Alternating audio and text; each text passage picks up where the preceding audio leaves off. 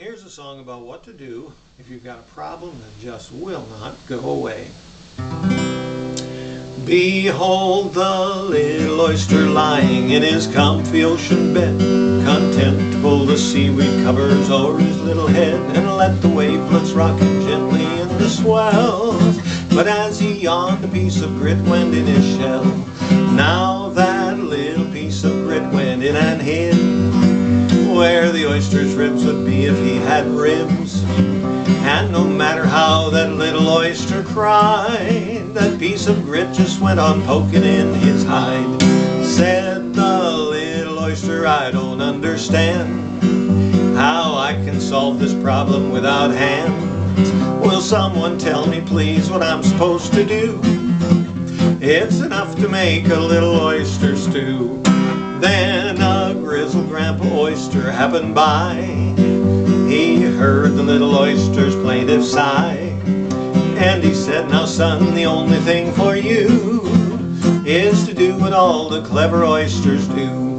Turn that problem into a pearl. It's just the thing for every oyster boy and girl. It may seem strange, but if you just give it a whirl, you can turn that little problem to a pearl. So if your problem never seems to go away, and it pokes, pricks, and itches every day, don't just clam up and retreat into your shell. Learn the lesson that the little oysters tell. With the oyster method you will never fail to make the devil want to gnash his teeth and wail. When his biggest, sharpest darts at you he hurls, and all he gets is just another string of pearls. Turn that problem into a pearl. It's just the thing for every oyster boy and girl. It may seem strange, but if you just give it a whirl, you can turn that little problem to a pearl. Turn that problem into a pearl. It's just the thing for every oyster boy and girl.